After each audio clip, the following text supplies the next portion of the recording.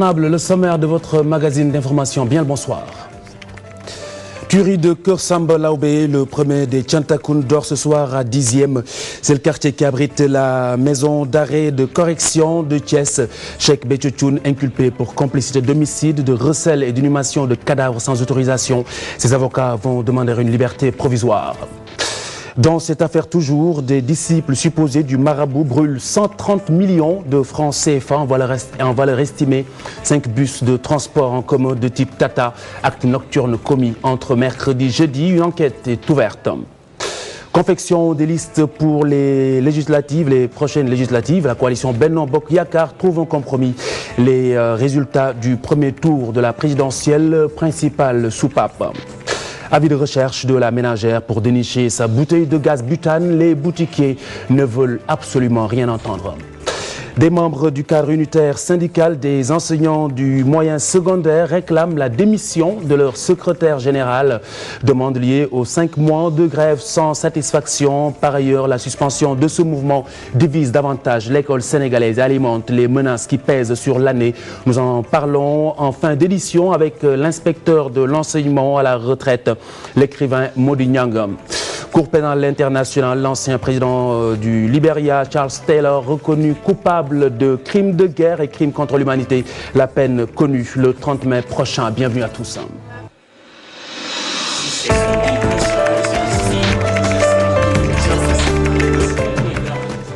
Bien le bonsoir, le point sur l'actualité. Mme Fatou Ndoye, bonsoir. Bonsoir Khalifa Diarraté. Nous ouvrons cette page actualité avec d'abord ces images exclusives de la TFM montrant l'exhumation des corps des 2 victimes par les forces de l'ordre suite aux violences survenues à Médinatoul Salam. Alors Barkaba, TFM a fait le choix de ne pas tout montrer. Pourquoi ? Oui, merci Mme Fatou. Les images que vous voyez défiler sur l'écran, comme vous venez de le dire, ce sont des images exclusives que la TFM est parvenue à se procurer. Mais vu que les images, effectivement, c'est des images très dures, choquantes, qui montrent les victimes dans une position, disons, dégradante, la TFM a décidé, en toute responsabilité, d'abord par respect pour la mémoire des victimes, mais aussi par respect pour leur famille, de ne pas les diffuser. Tout à fait.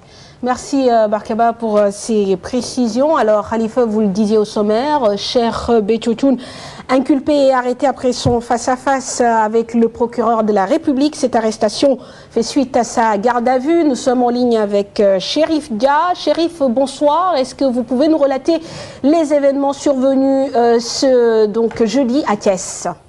Bonsoir, Mme Fatou Ndoye. Il faut dire que la vie reprend son cours à Thiès après l'arrestation suivie de l'inculpation de Cheikh Béthio Thioune et 20 autres de ses disciples pour différents chefs d'accusation dans les tueries de Keur Samba Laobé. Les choses, il faut dire, Mme Fatou, que les choses sont allées très vite même pour le guide des Thiantakoun. Amené à 10h45 au tribunal régional de Thiès par des éléments du groupement d'intervention de la gendarmerie, encagoulé et fortement armé. À 13h, la décision du juge d'instruction est tombée.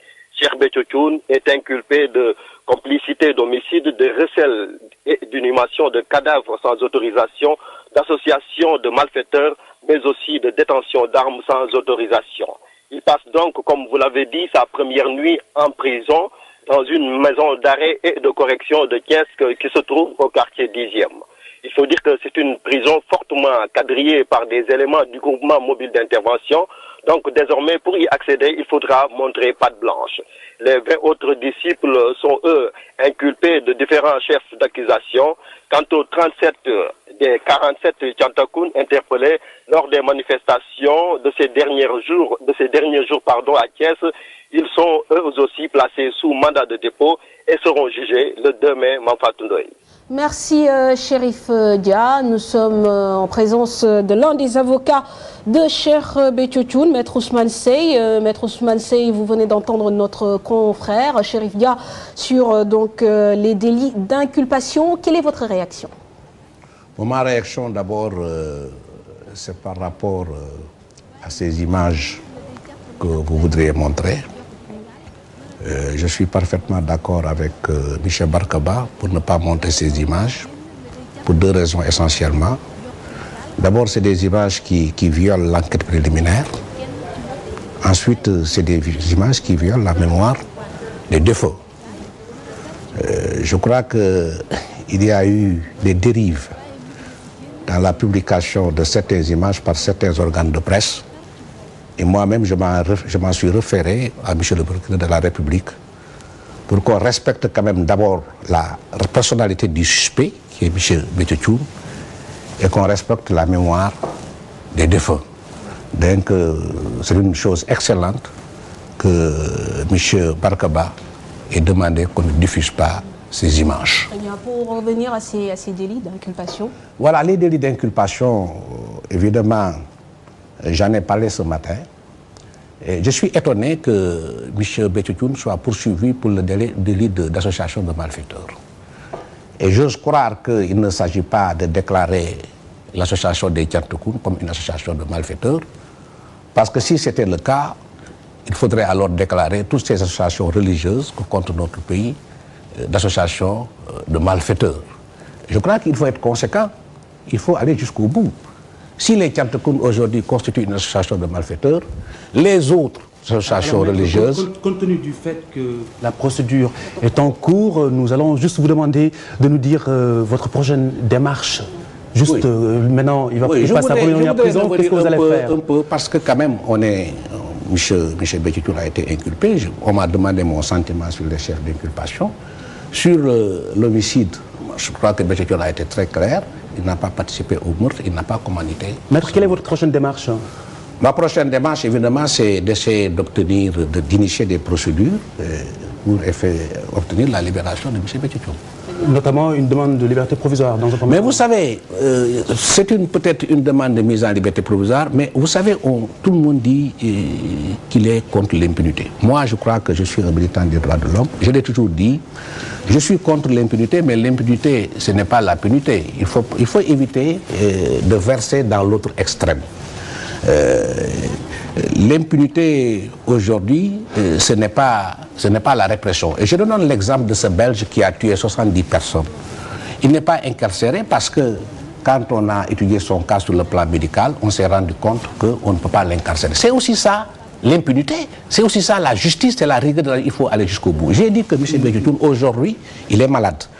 Son médecin est venu hier de Bordeaux, il m'a rencontré, on a eu une séance de travail ce matin. Il m'a remis un dossier médical très accablant et je vais l'utiliser pour obtenir peut-être la libération de M. Bétiotoun. Maître Ousmane Seye, merci. Je rappelle que vous êtes l'un des avocats de Cheikh Bétiotoun. Alors, la page actualité se poursuit. Khalifa Diakhaté avec l'actualité scolaire. Scolaire avec des syndicats d'enseignants qui ne veulent pas entendre parler en tout cas de l'année scolaire. De l'année blanche, pardon. L'année blanche ou l'année invalide. Il s'agit notamment de l'Union démocratique des enseignants du Sénégal, UDEN, et du syndicat unique des enseignants Sud-Est qui rejette toute idée d'année blanche ou d'année invalide. En conférence de presse conjointe, ces deux syndicats d'enseignants demeurent convaincus que des solutions techniques et concrètes peuvent surgir à l'issue d'une concertation. L'issue donc sera certainement le réaménagement du calendrier scolaire et le temps presse. Il faut agir dès la première semaine du mois de mai pour sauver cette année scolaire. C'est ce que nous dit Amadou Douané, secrétaire général du Sud-Est, au micro de Fatou Bintou Conté et Ibou Cissé. Sud-Est et l'UDEN ont organisé cette conférence de presse sur la situation de crise scolaire que traverse notre pays pour se prononcer sur le fait qu'il est encore possible de sauver cette année scolaire. Et pour le faire, il faut que très rapidement le gouvernement convoque l'ensemble des acteurs de l'école pour voir comment réaménager l'année scolaire pour sauver les intérêts d'un groupe important d'élèves qui ont vécu une situation catastrophique en termes d'apprentissage. Pour sauver l'année scolaire, il ne faut pas du tout qu'on aille vers une année blanche. Ce n'est pas possible, ce ne serait pas juste de décréter une année blanche. La suite, c'est la perspective du 1er juillet prochain, les législatives. Les femmes exigent la parité sur les listes. Elles viennent de procéder au lancement d'un guide pour la confection de ces listes. Objectif améliorer la représentation des femmes dans les institutions de la République. C'est ce que nous explique Madame Fatou Kiné Diop, présidente de l'Observatoire national de parité, au micro de Fatiga Atanarba. L'Observatoire a le rôle de suivi pour la mise en œuvre effective de la loi sur la parité. Et vous savez aussi que les dispositions de la loi sur la parité ont été intégrées dans le code électoral, qui est la loi électorale en réalité, qui détermine les conditions des élections. Et parmi ces conditions, il y a la parité alternée sous peine d'irrecevabilité. L'Observatoire a le rôle de veiller à la mise en œuvre. Donc nous avons aussi ce rôle justement dans ce cadre-là d'accompagner les partis politiques, parce qu'il est question pour nous non pas de voir des partis politiques qui sont exclus des élections, mais des partis politiques qui vont aller aux élections, parce que dans ces partis politiques qui vont aller aux élections, c'est des femmes qui vont être sur les listes et nous voulons que les femmes participent justement aux orientations de ce pays. 130 millions de francs CFA partent en fumée. Il s'agit de la valeur estimée de 5 bus de transport en commun des disciples de Cheikh Béthio Thioune, supposés donc ils seraient les auteurs de l'acte commis près du stade Léopold Sédar Senghor. L'expression de leur colère suite à l'arrestation de leur marabout, un des principaux suspects de la tuerie de Keur Samba Laobé. Dissa Prera et Madani Marega. La furie de Thiantakoun s'est emparée du parking de bus King Long situé vers le stade Léopold Sédar Senghor. Bilan, 5 bus complètement calcinés. Un témoin oculaire raconte. C'est vers 1h du matin qu'ils ont débarqué ici.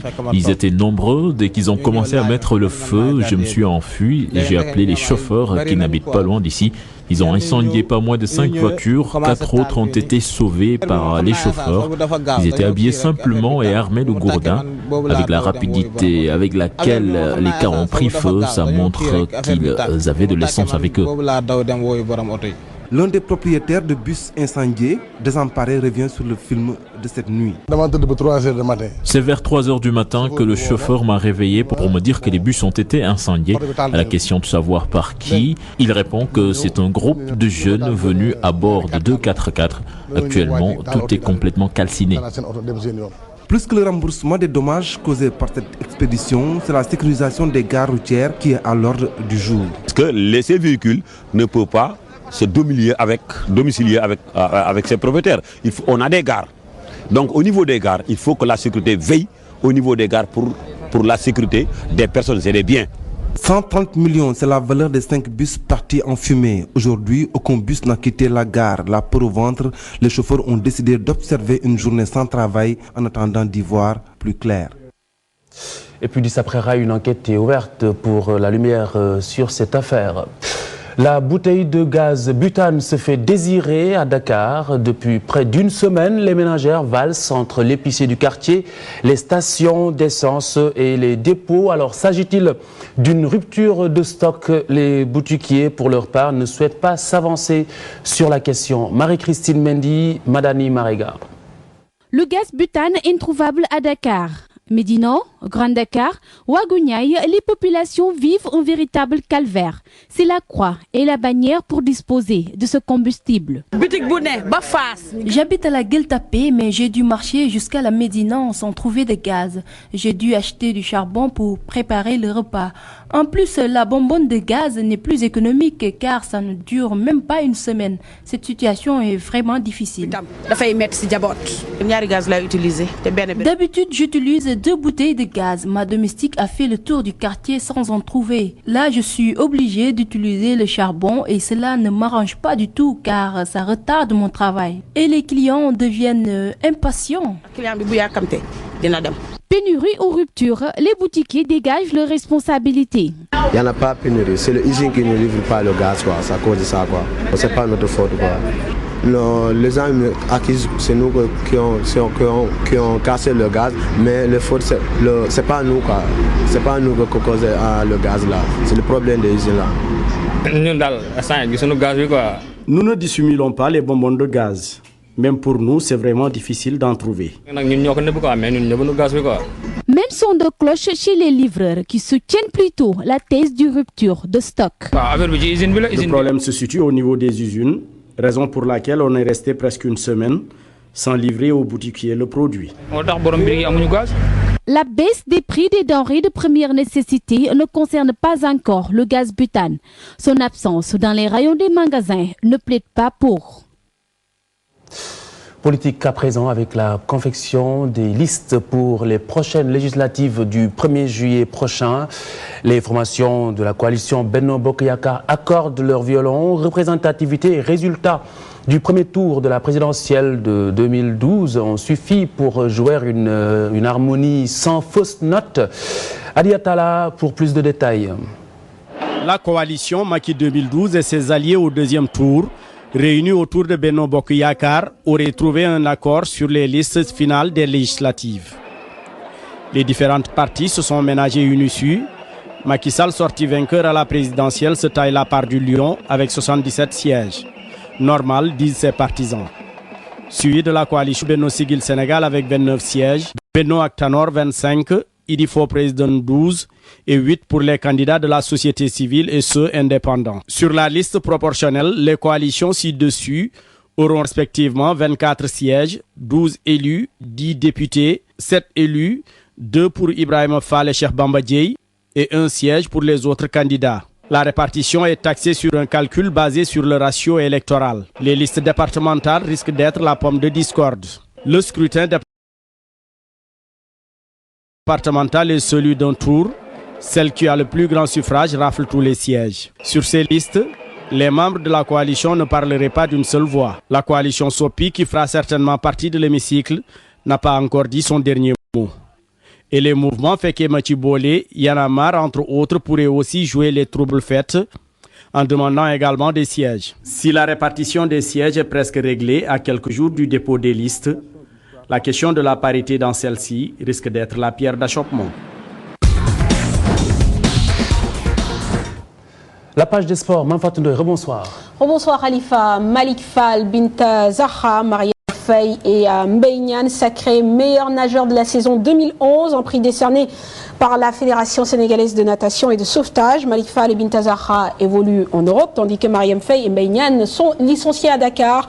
Les 4 athlètes seront honorés à l'occasion de la 4e édition des Nat d'Or, dont la cérémonie est prévue dimanche.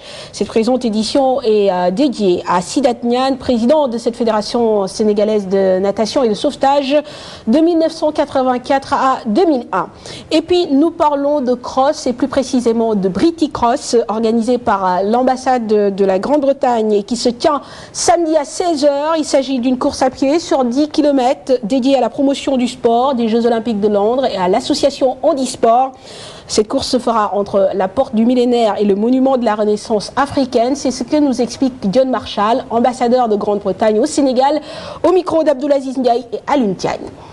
La course du samedi a pour objectif en partie de marquer le fait que seuls quelques mois nous séparent des Jeux Olympiques, un événement que nous attendons avec impatience. J'ai voulu démontrer par le biais de la course le pouvoir du sport pour enrichir la vie des personnes, promouvoir l'inclusion sociale et soutenir le développement.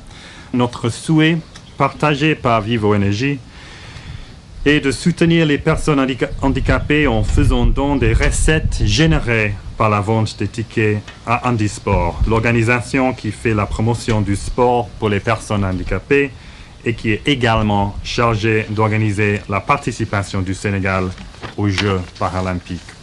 Et puis nous parlons football à présent. Le choix du successeur d'Amara Traoré à la tête du Sénégal n'est pas encore fait. C'est contrairement à ce qui a été dit sur le site de l'équipe.fr. Le comité exécutif de la Fédération sénégalaise n'a pas encore tranché, se décidera au plus tôt demain à l'occasion de sa réunion. Et puis on peut dire que le bras de fer entre Amara Traoré et l'instance fédérale se poursuit après avoir fait bloquer les comptes de la Fédération sénégalaise de football pour réclamer le règlement de 36 millions de francs CFA d'arriérés de salaire suite à une décision judiciaire. L'ancien sélectionneur de l'équipe nationale est désormais suspendu de sa qualité de membre de la structure. Une décision annoncée dans un communiqué par la Fédération sénégalaise de football. Le foot, l'équipe Dakar, représentant à la fois le Sénégal et l'Afrique, a réalisé une belle performance à la 44e édition de la course croisière de l'EDEC. Cette équipe a terminé à la première place sur les bateaux internationaux et en deuxième position sur les lourds. Ainsi, Julien Belletot, responsable de l'équipe d'Etika Dakar, demande plus de soutien de la part des autorités, la mise en place d'une école de voile au Sénégal. Nous l'écoutons au micro de Sayer Insadiop. Cette année, les étudiants ont participé à 2 trophées, le trophée mer ainsi que le trophée terre. Les meilleurs résultats qu'ils ont pu avoir, c'était en trophée mer, ce qui tombe bien, puisque c'est quand même plutôt l'objet de la compétition. Une grande fierté pour le Sénégal. Donc j'espère que l'année prochaine, c'est un petit peu un appel pour l'année prochaine, si on pouvait être un peu plus accompagnés. J'encourage les étudiants, tous, ou la jeunesse même en général, à tenter des expériences nouvelles. Et puis ce que j'espère, vraiment, Inch'Allah, c'est qu'on arrive premier l'année prochaine, et que pour l'année prochaine, il y aura une école de voile. Alors Khalifa, course de voile ou course de cross, c'est à ton choix. Eh bien, naturellement, ce sera course de voile. Et tu sais pourquoi? Non. Bon, on en reparle par la suite. Et là, on va entamer le dernier virage de cette édition avec le tiraillement qui secoue l'école sénégalaise à l'heure actuelle, des membres du cadre unitaire syndical des enseignants du moyen secondaire qui réclament la démission de leur secrétaire général. Demande liée bien entendu aux 5 mois de grève sans satisfaction. Par ailleurs, la suspension de ce mouvement de grève divise davantage, je vous le disais en titre, se divise l'école sénégalaise et alimente surtout les menaces qui pèsent sur l'année blanche ou pas. Nous en parlons dans les 2 minutes avec un inspecteur de l'enseignement à la retraite, l'écrivain Mody Niang. Mais d'ici là, voici le point avec Fatima Ba et Adama Gueye. L'école sénégalaise n'est pas encore sortie de l'auberge. Au moment où les professeurs annoncent le retour dans les salles de classe, ces jeunes, eux, sont plus que jamais décidés à prendre leur destin en main. Nous avons vu jusque ils ne peuvent pas revenir comme ça, brusquement, pour faire cours, et avec des conditions qui ne nous arrangent pas. Ils disent qu'ils vont faire cours jusqu'au 31 juillet, ils vont faire que leurs cours, pas de cours de rattrapage, ni de cours les samedis, ni rien d'autre. Et ça, c'est anormal. Notre objectif, c'est bien de sauvegarder l'année. Mais il faut qu'il y ait des accords de principe.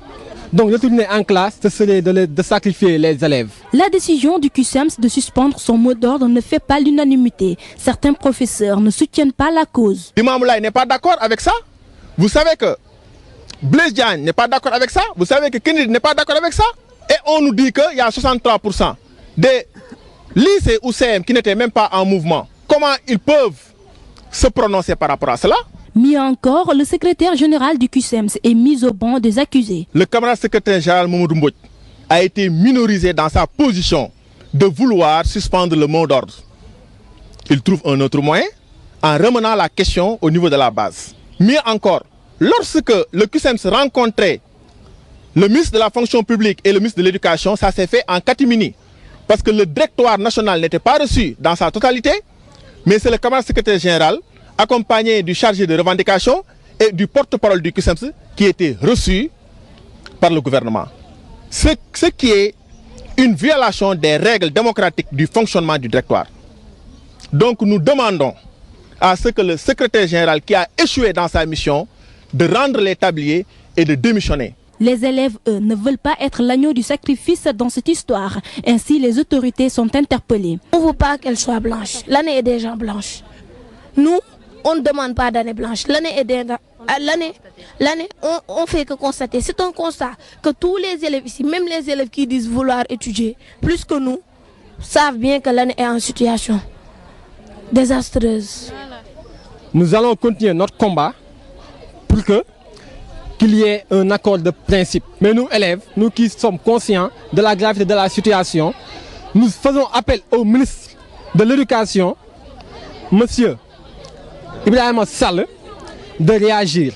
Ces jeunes ne comptent pas retourner en classe tant que les responsabilités ne seront pas situées entre le QSEMS et le gouvernement et leurs problèmes résolus une bonne fois pour toutes. Merci Fatima Ba.